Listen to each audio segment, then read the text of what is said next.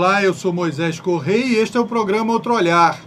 Veja nessa edição uma entrevista com o novo presidente da Associação Carioca de Advogados Trabalhistas, falando sobre a ACAT e também sobre o processo de terceirização que foi aprovado na Câmara dos Deputados. Mostraremos também um pequeno trecho de uma entrevista com Antônio Carlos Oliveira, de uma pesquisa feita numa categoria terceirizada, dos vigilantes bancários. Encerramos o programa mostrando o 9º episódio do CECID Cena Aberta, o último deles. Outro Olhar vai para um pequeno intervalo. Nos aguarde, voltamos já.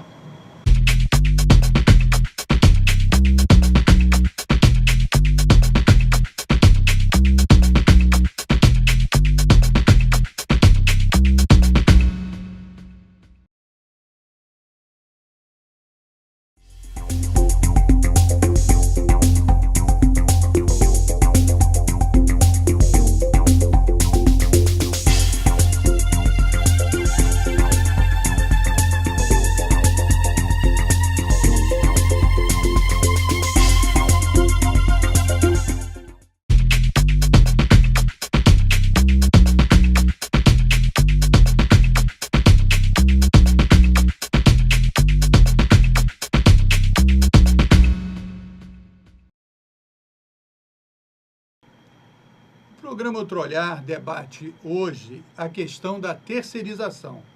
Os deputados federais aprovaram um projeto que torna a terceirização nas atividades fins das empresas. E para debater esse assunto, Outro Olhar trouxe o advogado trabalhista André Wazenstein, que atua na área da Justiça do Trabalho e acaba de ser eleito presidente da Associação Carioca dos Advogados Trabalhistas. André, qual a importância dessa discussão e da participação dos trabalhadores e dos advogados sobre a terceirização? Ela realmente vai trazer o que os defensores estão dizendo, que vão melhorar a situação dos trabalhadores terceirizados? Qual é a opinião dos advogados trabalhistas? Moisés, primeiramente queria te agradecer de estar aqui presente nesse teu programa, tá? É muito importante a gente trazer ao debate aí vários temas polêmicos, né? E esse tema aí, terceirização, a gente vê como uma grande precarização do trabalho, né? Hoje, eu vou trazer um dado aqui muito importante. Hoje no TST, os ministros, eles se reuniram, tá? E dos 27 ministros, 19 assinaram um manifesto contra a terceirização, contra o PL, né? E isso é uma coisa muito importante, é um dado muito importante, porque isso vem de cima para baixo, é a Corte Maior do Trabalho dando a sua resposta para uma questão aí que vai prejudicar em muitos trabalhadores. Nós também temos hoje a questão do trabalho escravo, que é um trabalho muito difundido, né, que é uma questão muito polêmica, e que, outro dado, é que na terceirização do contrato de trabalho, o maior índice é o maior índice de trabalho escravo. Quer dizer, tudo contrário à terceirização. Hoje nós não temos ninguém dando dados favoráveis, né? Só temos dados negativos. Tá? André, eu vou te chamar de André só, certo? Doutor André. Com certeza. Eu já falei lá no início. Com certeza, amigo. Então, André, é o seguinte, eles dizem, quer dizer, hoje a terceirização pode ser realizada nas atividades que não são as atividades principais da empresa, que são chamadas atividades fins, não é isso? Pode-se terceirizar a segurança, limpeza e outros serviços, transporte, etc., mas não aquela atividade fim, por uma metalúrgica. Não pode terceirizar a atividade principal da empresa metalúrgica, etc. Essa terceirização que foi aprovada lá na Câmara dos Deputados, ela permite uma terceirização ampla, geral e restrita, é isso? Ampla, geral e restrita. Da atividade início, da atividade meio e da atividade fim. A ACAT tem um posicionamento, a Associação Carioca de Advogados Trabalhistas. É contrário a terceirização da atividade fim. Tá? Eu, pessoalmente, tenho a minha posição, sou totalmente contrário, a seja início, meio ou fim. Tá? Realmente, essa contratação na atividade fim é totalmente prejudicial à empresa. Então, o empresário não está tendo essa visão, ele tem uma visão deturpada da situação. Vamos imaginar um hospital, sou dono de um hospital, vou terceirizar o médico, vou terceirizar o técnico de enfermagem, de quem vai ser a responsabilidade no final? Né? Qual é o serviço que vai ser prestado? Um bom serviço? Um mau serviço? Claro que não vamos ter um serviço satisfatório. Será que aquele empregado terceirizado, que está com salário lá mínimo, ganhando um salário menor do que a categoria de médico realmente ganha?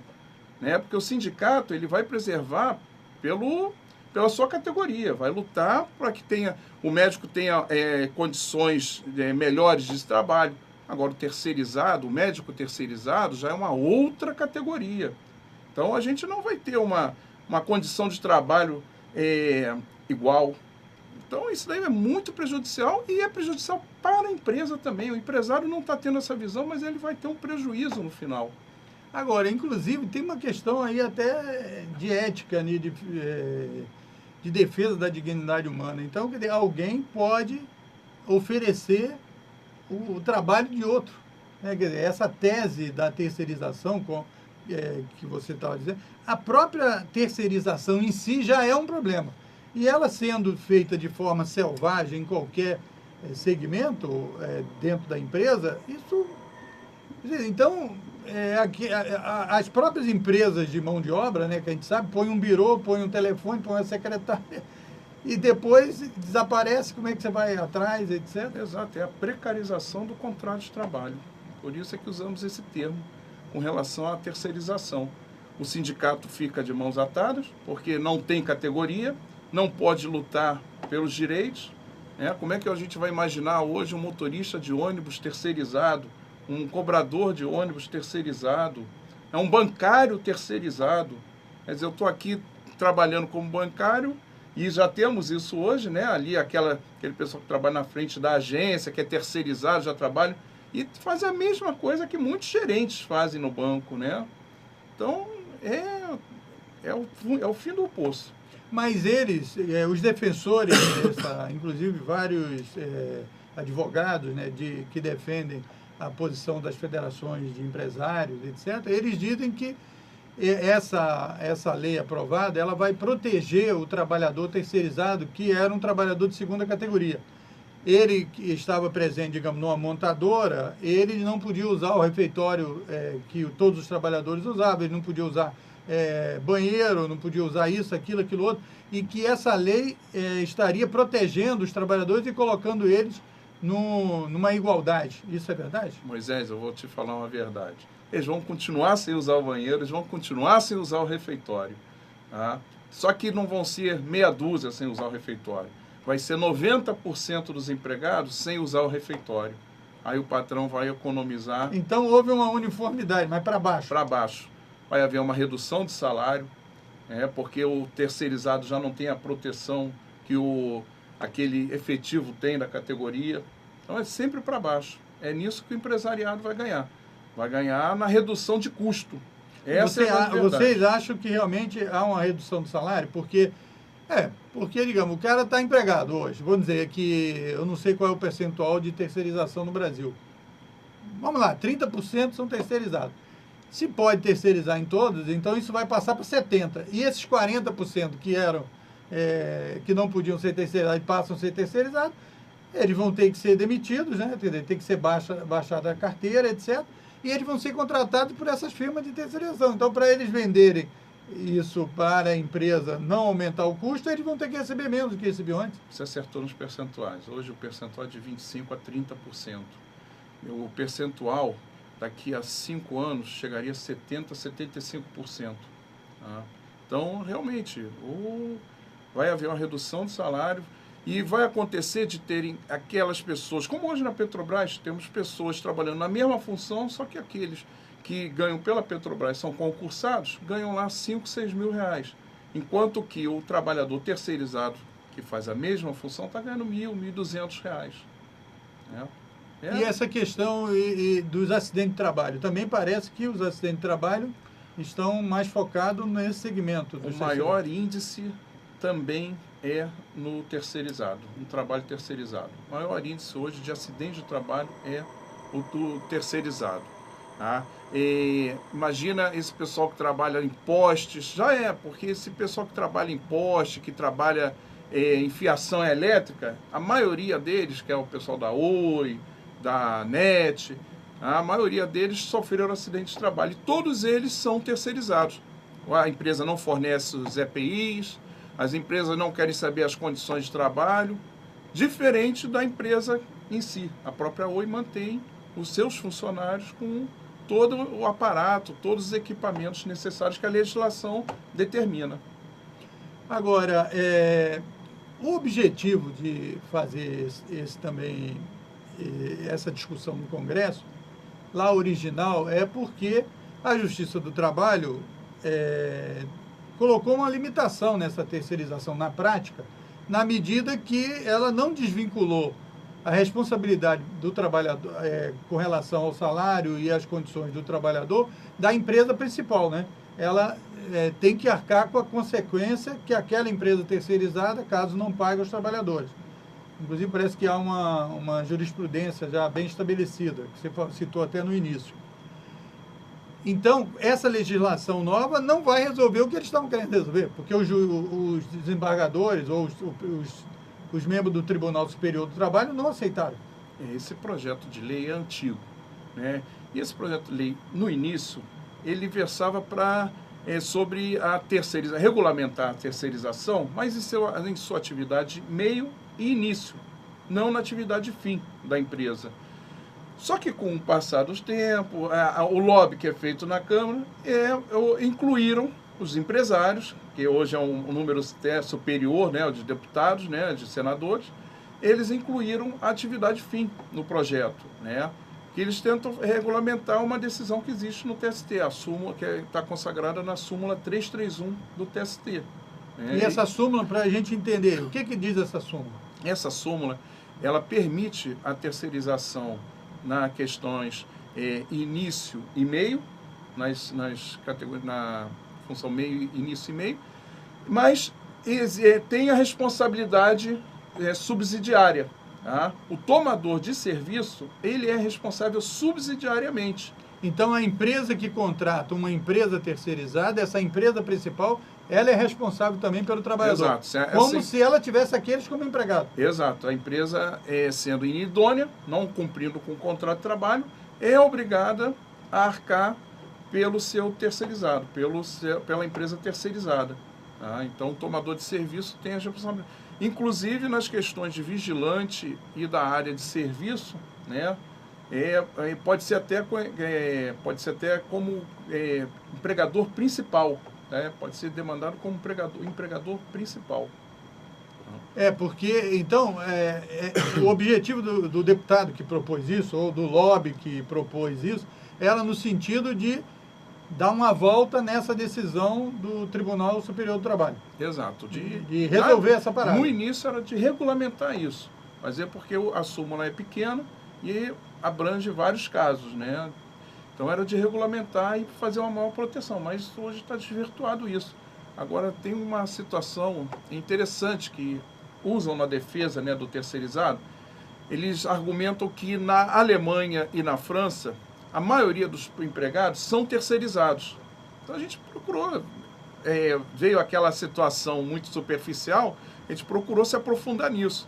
E já verificamos, né, eu recebi alguns e-mails em tudo das pessoas que trabalham com isso, né, de que na Alemanha essa terceirização se deu somente na indústria automobilística, porque isso tem uma repercussão internacional, ela vende para o mundo inteiro, a Volkswagen, né? Então isso só foi implantado na indústria automobilística.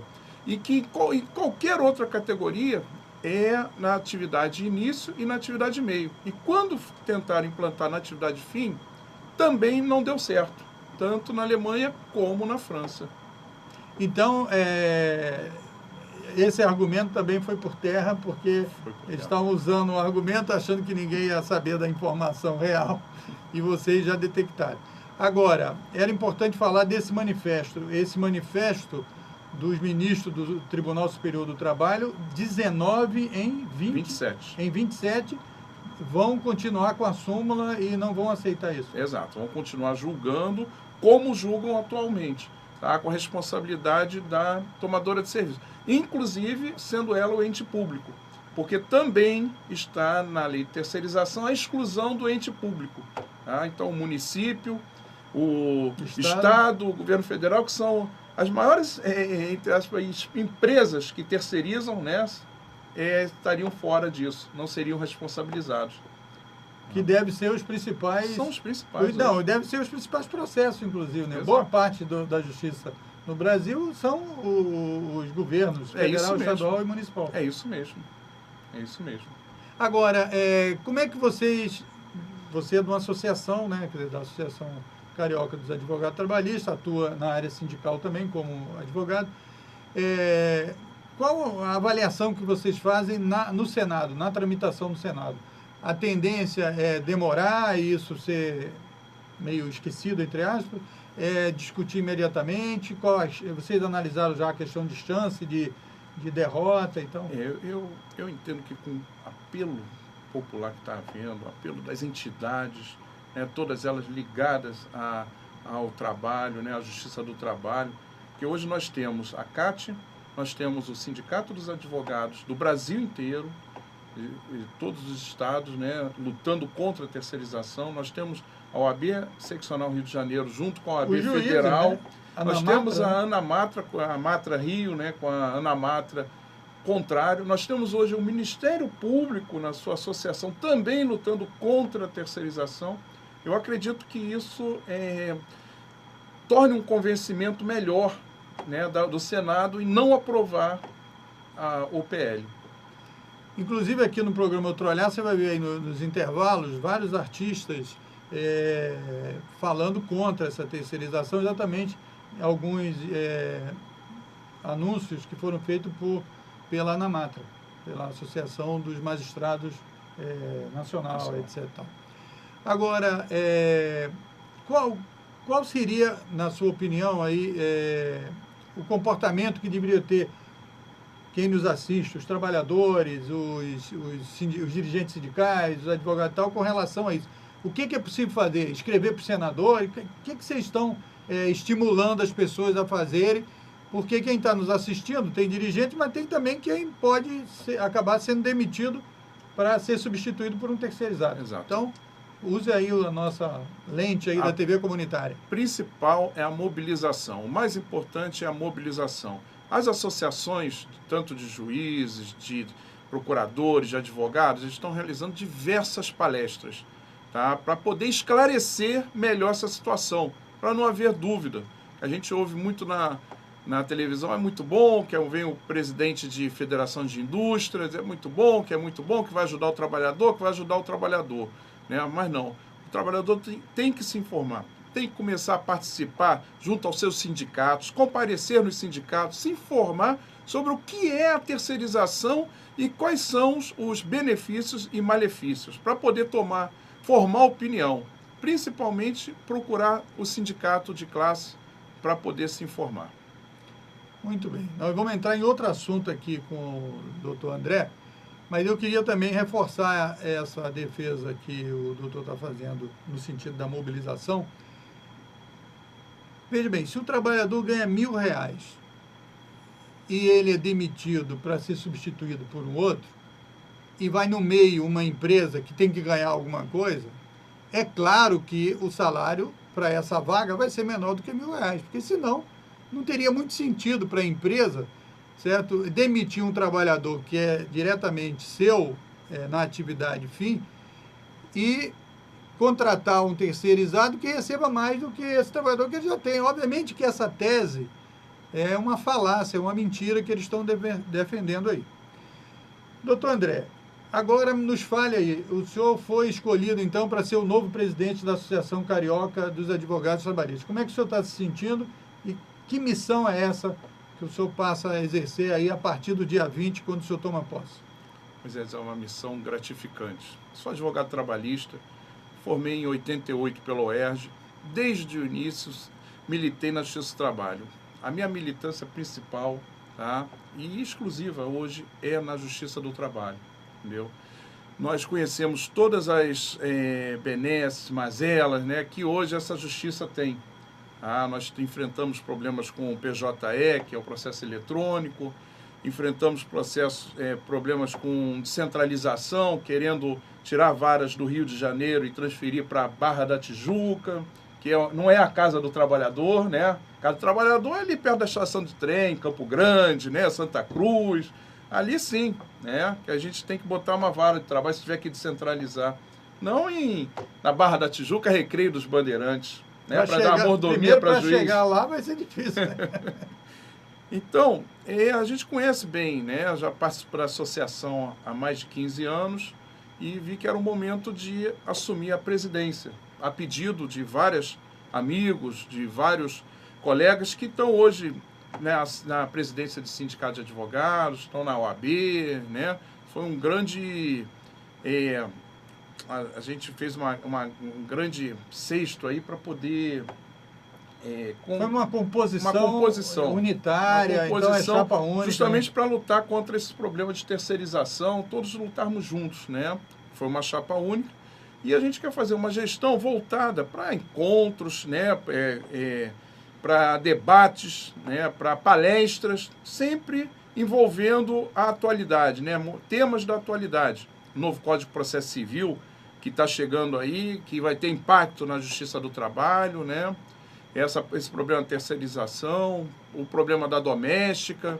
Então, todos esses temas atuais, a gente quer estar, inclusive férias de advogados, né? Nós sempre lutamos por isso e agora conseguiu-se a mudança da lei, a mudança ali do Estatuto da Ordem, onde está inserida agora as férias do advogado, né? 30 dias de férias para o advogado, né? E isso tudo é muito importante para a categoria e para informar todas as pessoas envolvidas nesse processo. Então, vamos lá. O senhor falou sobre a questão do processo eletrônico. O objetivo, a tese sobre uso de tecnologia e tal, não é só na Justiça do Trabalho, mas em todos os segmentos, é no sentido da agilidade, né? Tudo é online, tudo é rápido, etc. Tal. A Justiça do Trabalho ficou mais rápida com a implantação do PJE? Infelizmente não. A questão da celeridade processual ainda não foi vista, porque ela não depende da informática. Ali o computador ele depende de um dedo humano para poder aparecer a tecla, ou letra U na tela, a letra V. Ele não trabalha sozinho. Então, se o ser humano que está ali por trás não tiver uma consciência, o PJE não vai funcionar.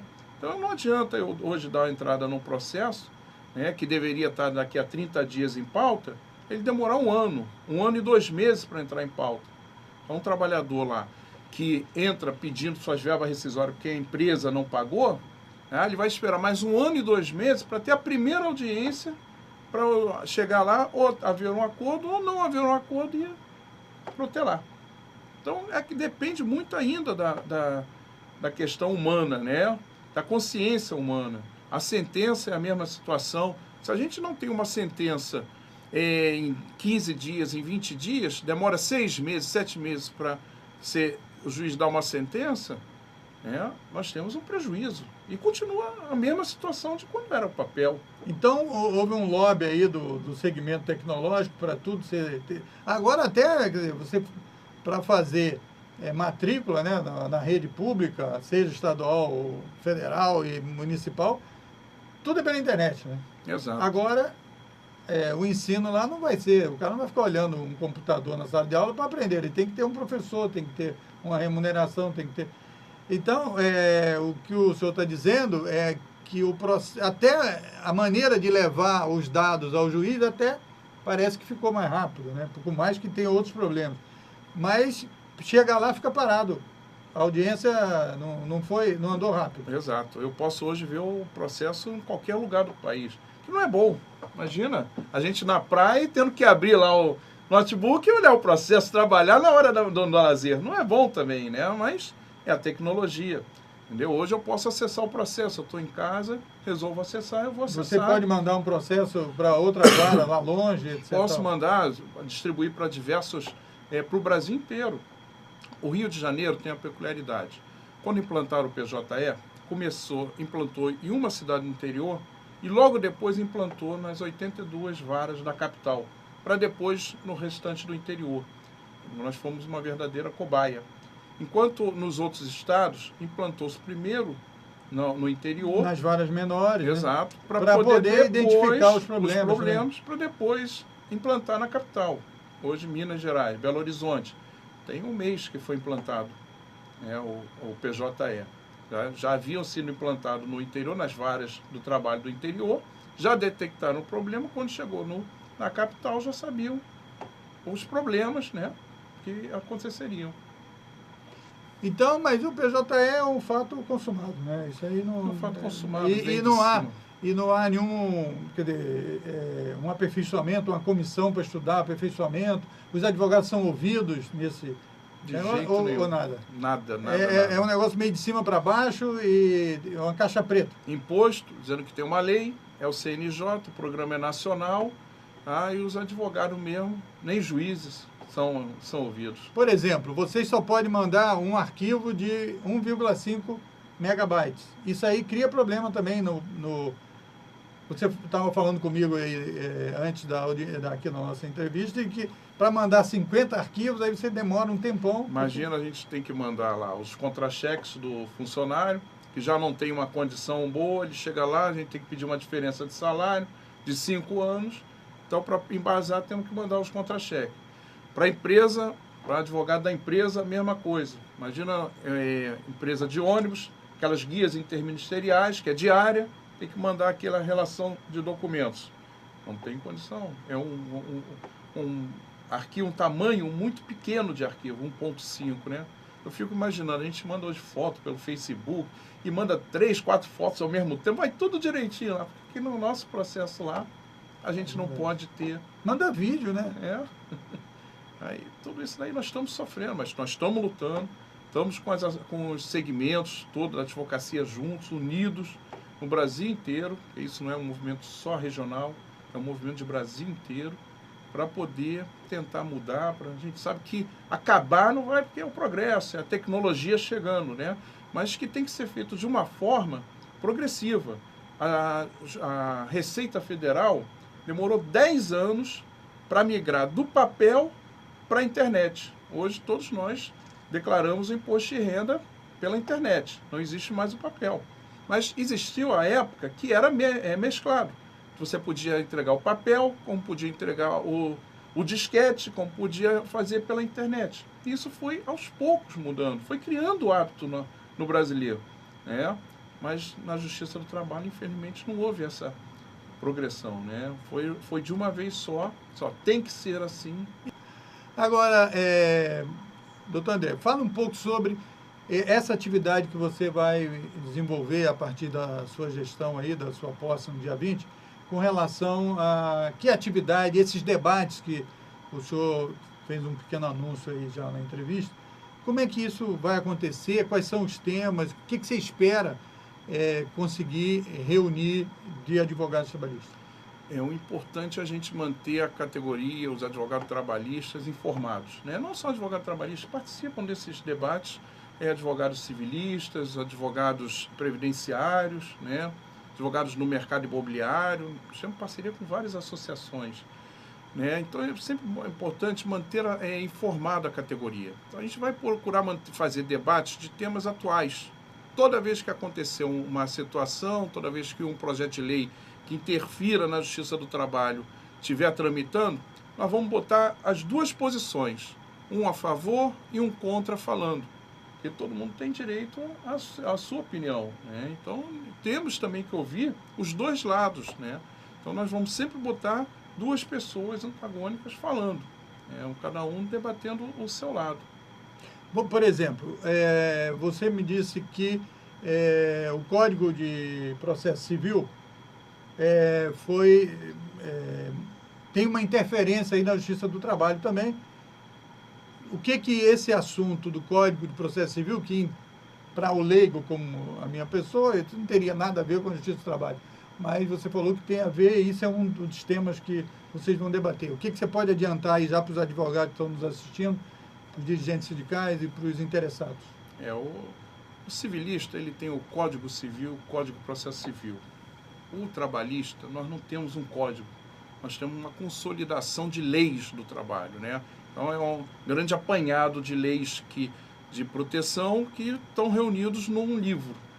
Então o que acontece? Existe um artigo 769 da CLT que diz que qualquer caso omisso na CLT, ele deve ser completado, subsidiado pelo Código de Processo Civil. Então, o que não constar na CLT, nós temos que acompanhar e temos que buscar no CPC. Tá? Algumas coisas, inclusive o CPC está copiando a CLT, que é a questão da audiência, né, de conciliação, que vai ser obrigatória a audiência de conciliação. A questão da execução, que vai ser de imediata, logo após a sentença, no processo civil, não precisa se provocar, automaticamente já começa a execução.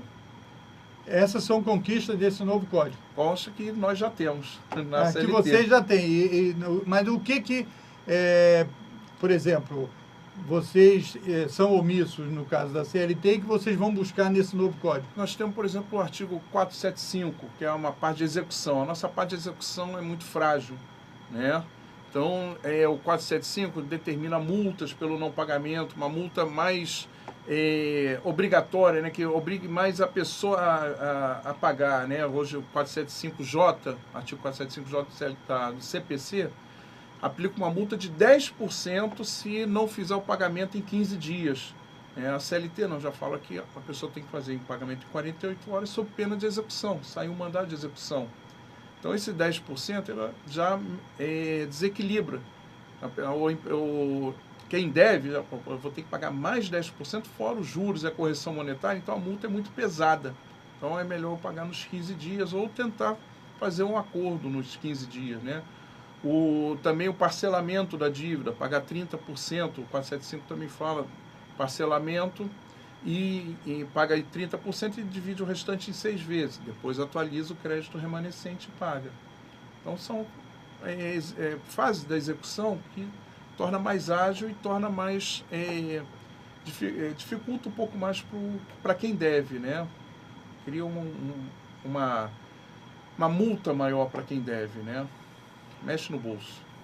Então, doutor André, foi um prazer recebê-lo aqui, a satisfação no programa Outro Olhar. E deixo aí para você fazer as suas últimas considerações e explicar aí como é que vai ser a sua posse formal e quando vai ser a posse festiva. Convoque, aproveite aí e agradeço aqui a sua presença aqui no programa Outro Olhar. Muito obrigado. Muito obrigado, Moisés. Nós vamos fazer uma posse festiva, vamos divulgar em breve. Nós temos um canal no Facebook, a CAT RJ, que todos podem acompanhar, uma página aberta, né? E nessa página aberta nós vamos divulgar essa posse, essa festa que nós vamos realizar aí. Espero contar com a presença de todos, estão todos convidados, Moisés aqui, todos aqui também, no programa todos convidados, para que a gente possa... Mas o seu mandato formal começa no dia 20? Começa no dia 20. Dia 20 vai ter uma posse mais uma formal posse da formal diretoria? É apenas para poder assinar o livro, haver mudança para fazer o registro da ata, para que a gente possa começar a trabalhar. Muito obrigado. Muito obrigado. Outro Olhar vai para um pequeno intervalo. Nos aguarde, voltamos já.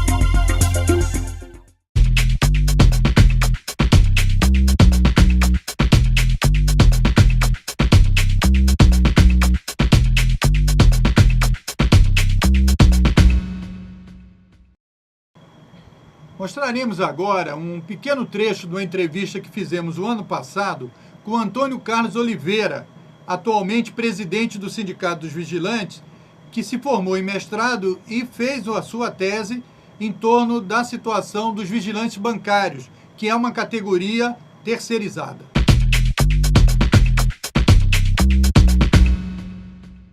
No dia de hoje, nós vamos receber, para aprofundar esse debate, o Antônio Carlos de Oliveira, que é vice-presidente do Sindicato dos Vigilantes, diretor da Nova Central e acaba de se formar em Sociologia, um mestrado de Sociologia.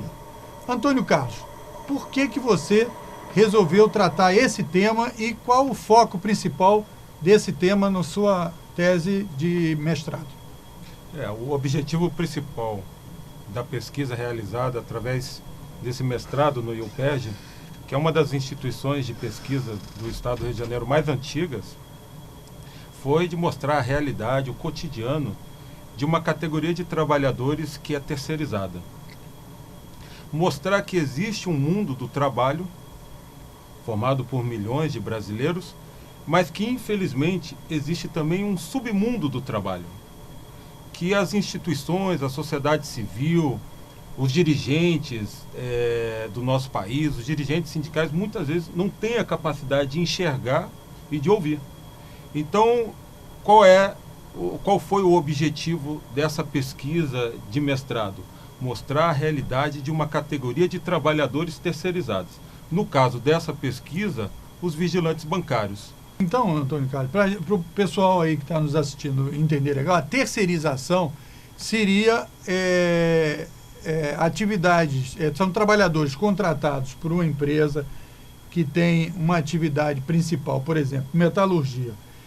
No Brasil, essa terceirização, esses trabalhadores, para trabalhar nessa empresa, eles são contratados, eles vêm, quem é contratado é uma empresa que traz os trabalhadores, não é isso? Correto. E não pode ser na atividade principal da empresa, só atividades periféricas. No Brasil, não existe uma legislação, Moisés, que seja muito rigorosa no que pode ou não ser terceirizado. Nós temos uma súmula do Tribunal Superior do Trabalho que determina que atividades fins não podem ser terceirizadas, apenas atividades meios que não diz respeito à atividade principal da empresa. Mas o que nós encontramos hoje é uma terceirização indiscriminada, onde se terceiriza tudo, em um processo produtivo ou mesmo em outras atividades que não sejam industriais. Mas você a empresa chama um terceiro, que é uma empresa de prestação de serviço, que vai intermediar a mão de obra para prestar um serviço na própria sede da empresa.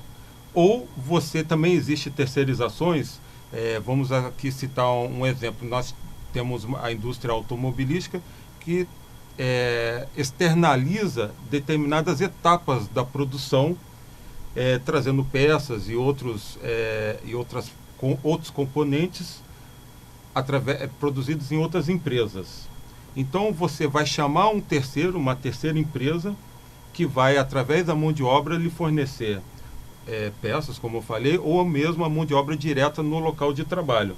Então é o caso do vigilante, que é contratado por uma empresa de segurança e vigilância e vai trabalhar numa empresa, ou no comércio, ou num banco, ou em qualquer outro lugar onde seja contratado.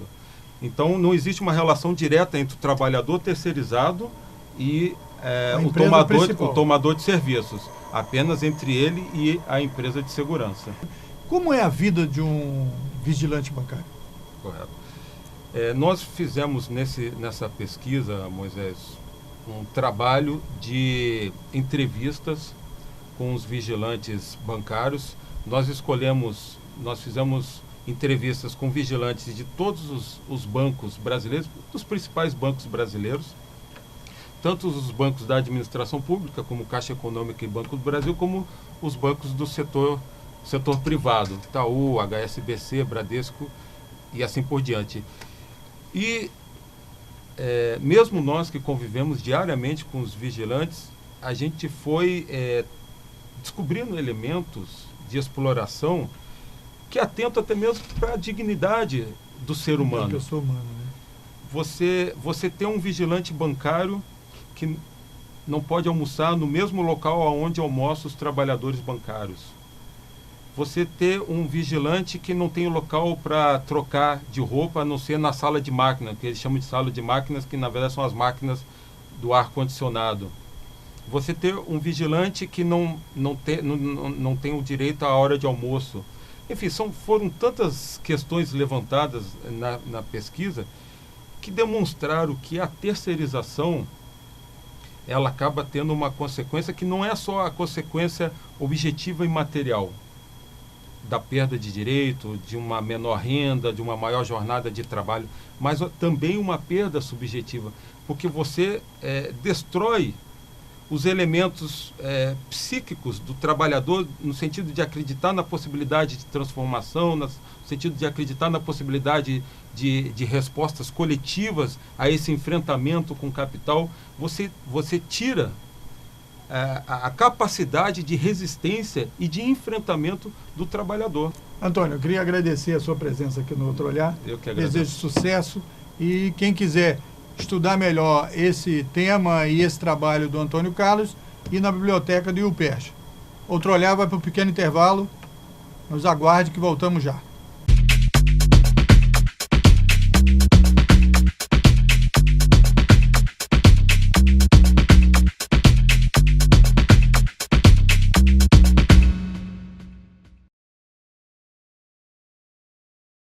Eu estou aqui para falar sobre algo muito grave. Há no Congresso Nacional um projeto de lei que pretende regulamentar a terceirização do trabalho no Brasil. A terceirização acontece quando o trabalho de alguém é vendido por um intermediário que lucra com isso. O resultado é prejudicial para todos, pois os trabalhadores perdem direitos e garantias conquistados com anos de lutas. Você sabia que as maiores vítimas de acidentes de trabalho no Brasil são os trabalhadores terceirizados? Além disso, a terceirização existe para que a produção fique mais barata, o que pode acobertar o trabalho escravo. Há algo errado quando uma grande marca ou uma empresa rural resolve terceirizar suas atividades. Pense bem, não se engane. Atrás do discurso de modernização da indústria e do campo estão as piores formas de exploração do trabalho humano. A prática da terceirização pode estar associada a uma realidade muito mais sombria do que parece. Um produto na prateleira pode esconder uma triste realidade de exploração de um trabalhador. É este o Brasil que você quer para as futuras gerações? Eu digo não para a terceirização. Eu digo não para a terceirização. E você?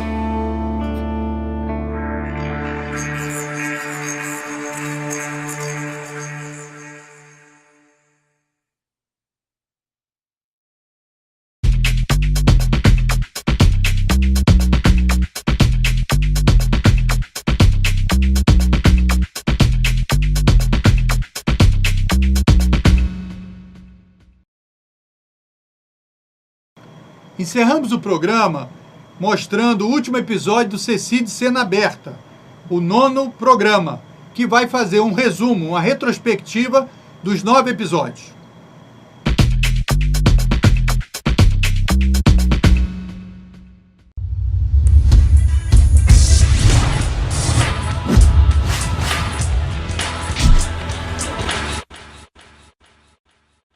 Olá, seja bem-vindo ao CECID Cena Aberta. Este é o último episódio da série de tutoriais e dicas sobre como editar o seu vídeo utilizando software livre. Mas, afinal de contas, por que utilizar software livre? No programa de hoje, você vai assistir a um bate-papo entre o designer gráfico Cadu Nico e o editor de vídeo Igor Muniz. Eles vão falar sobre as vantagens e desvantagens de se utilizar o software livre. Agora que o seu vídeo está pronto, que tal registrá-lo e garantir os seus direitos autorais? O jornalista e roteirista Bruno Nasser vai explicar o passo a passo sobre como registrar a sua obra audiovisual na Ancine, órgão responsável por regular esse tipo de obra. O CECID Cena Aberta está no ar.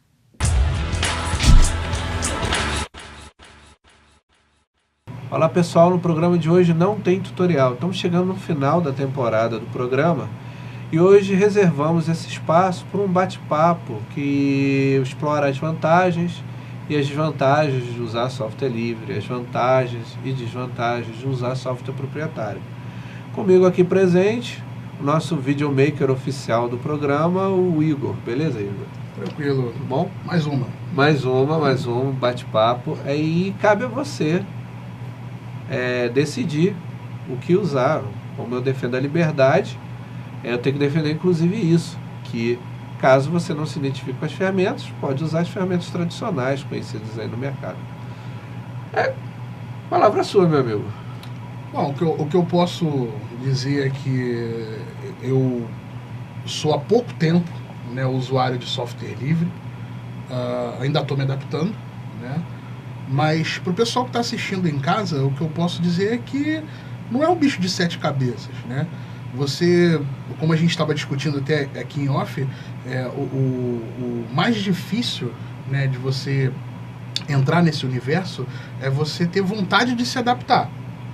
E tem um outro fator também, por serem softwares que não estão sendo utilizados em larga escala, não tem um subproduto da indústria que é os templates prontos, aquela coisa, a animação já está toda pronta, a geração de partículas, você só troca um nome, eu coloco um logotipo, sai aquela super vinheta, sai aquele super efeito especial.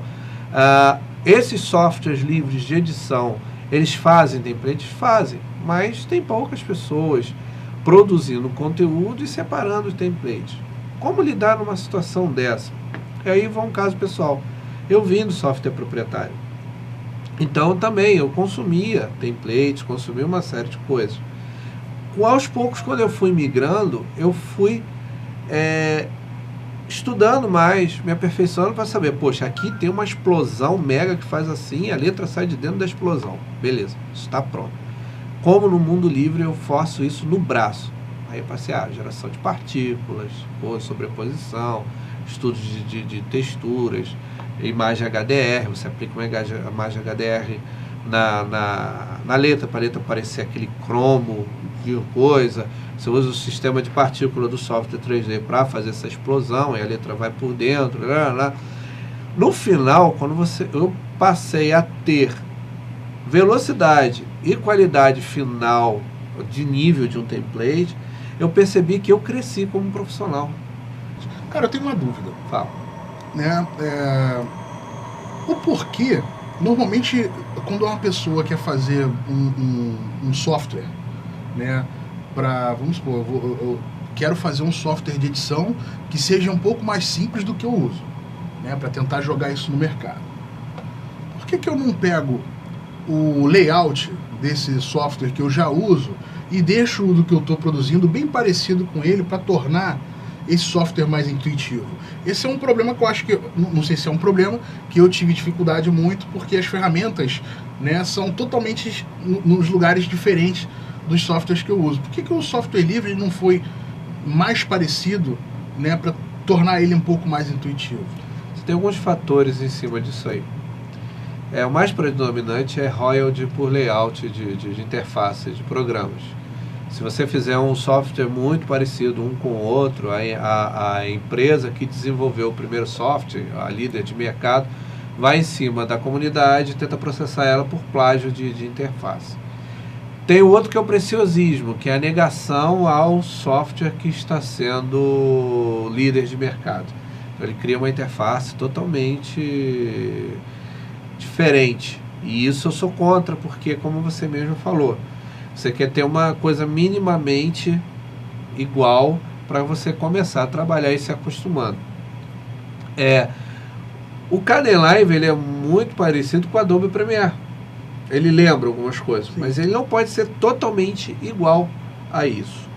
Porque se ele chegar muito próximo da interface, a Adobe pode ir lá e ainda processar o projeto KDE. Isso implica em ROD de justiça, emperra o desenvolvimento do software, uma série de coisas. Basicamente, são esses dois fatores por que não é igual. Agora, mas nada impede você pesquisar. Olha só, tem um programa aqui, mas existe N tutoriais na internet sobre os assuntos, determinados assuntos. E além disso, tem as comunidades. Por exemplo, o Kdenlive tem a comunidade internacional, está no próprio site do kdenlive.org. Só procurar no Google Kdenlive Brasil, tem lá a comunidade brasileira com a lista de discussão, você posta as dúvidas. tem a comunidade Kdenlive no Facebook. A mesma coisa é para o OpenShot, a mesma coisa para o Blender, qualquer outro software. Recorra, procure as comunidades, estou com uma dúvida, não sei o que, não sei o que lá. Ontem mesmo tive uma dúvida de textura com a comunidade Blender Brasil, que é o software 3D livre. Eles me responderam, porque não tinha documentação. Também é um outro problema, é o delay, né? O software, ele avança tão mais rápido que as pessoas documentam. Então, às vezes, tem coisas muito novas que saiu na última versão que não tem documentação. Sim. Mas por estar na comunidade, por ser software livre, todas as pessoas utilizam, e inclusive dentro das comunidades estão os desenvolvedores, você vai lá e pergunta. Aí, de repente, você tem a resposta do próprio cara que inventou a ferramenta. Não, não sei falar inglês. Procure as comunidades brasileiras, certo? Eles vão, se eles não tiverem a resposta, eles vão lá, procuram as comunidades internacionais e depois voltam. Eu também tenho esse exemplo, né? Eu fui esse exemplo.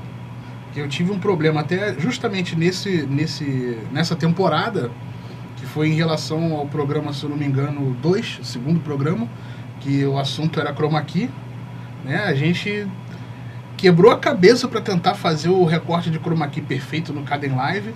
Aí eu fui procurar, junto com o Cadu, né, a comunidade do Kdenlive, até o kdenlive.org, estava tudo em inglês, a gente conseguiu achar, conseguimos traduzir assim da forma mais fácil possível e conseguimos instalar o Spill-Up Mocap, que é um plugin para poder fazer o recorte do chroma key, que é aquele fundo verde, né, no Kdenlive, através da comunidade que a gente conseguiu, né? E tinha um tutorial vasto, o cara ensinava, mostrava, no mesmo tutorial, ensinou como instalar, ensinou como aplicar e como corrigir.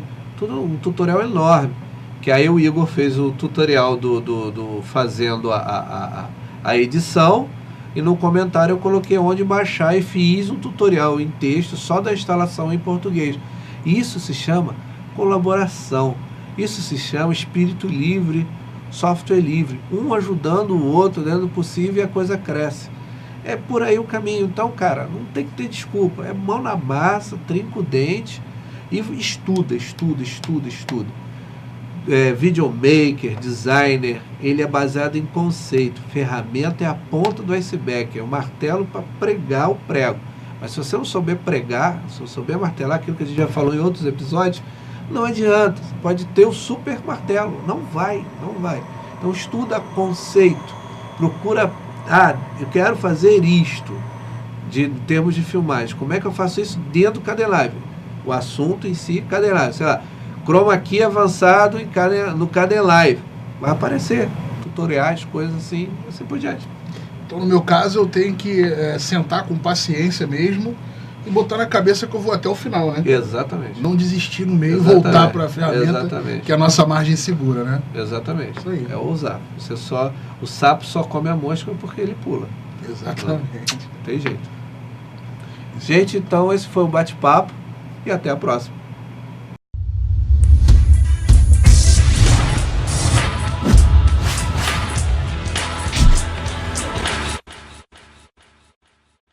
Assista agora com o jornalista Bruno Nasser como registrar o seu vídeo na Ancine.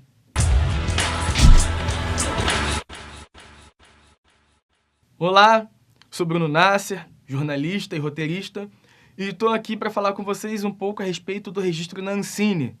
Durante o CC de Cena Aberta você aprendeu a como editar, capturar imagem, sobre o conceito de chroma key, enfim, uma série de coisas. E agora a gente vai saber, depois de ter feito tudo isso, de ter a nossa obra, o que nós temos que fazer com isso, se temos interesses ainda, de repente, de alcançar outros patamares no universo audiovisual.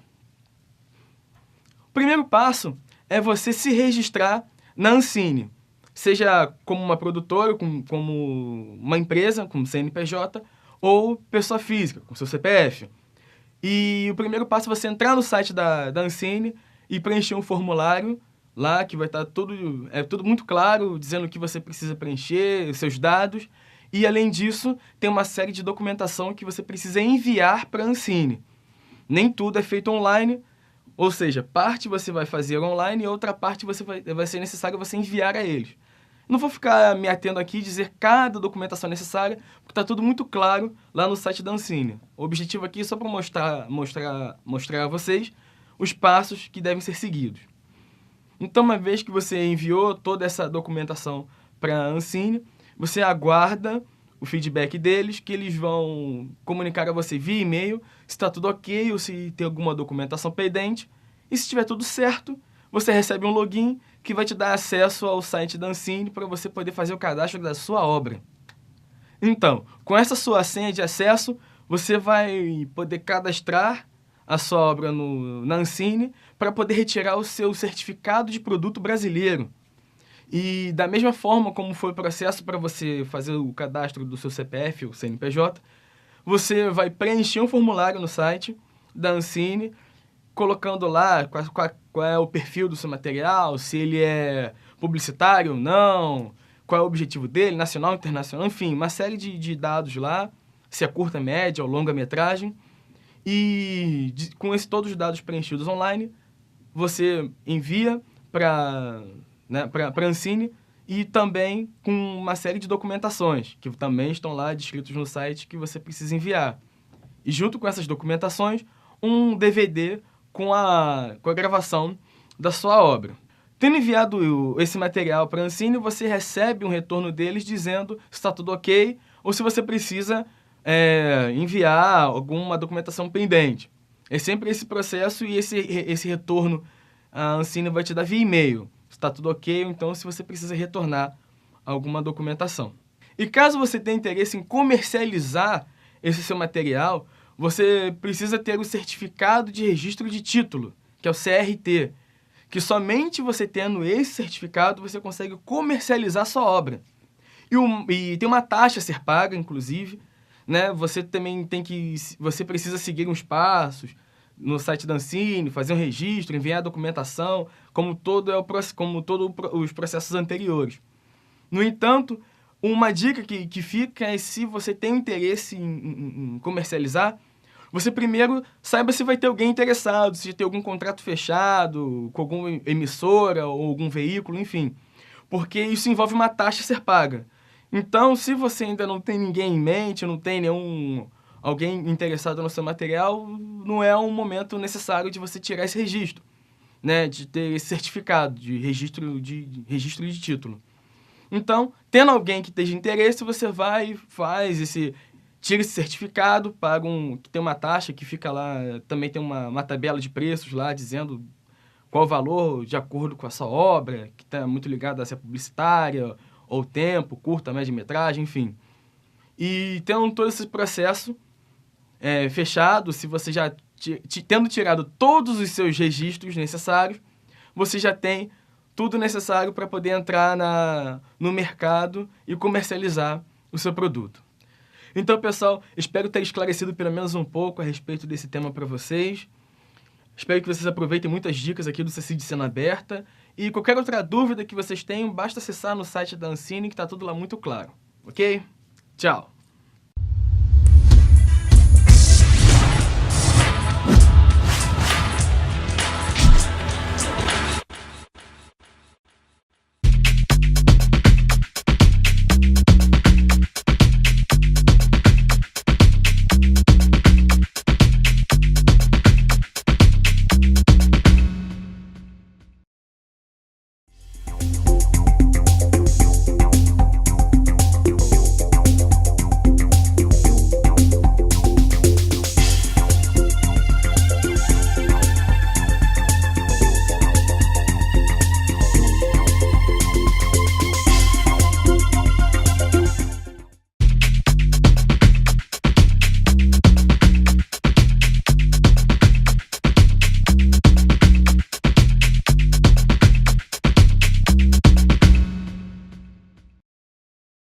Outro Olhar vai ficando por aqui.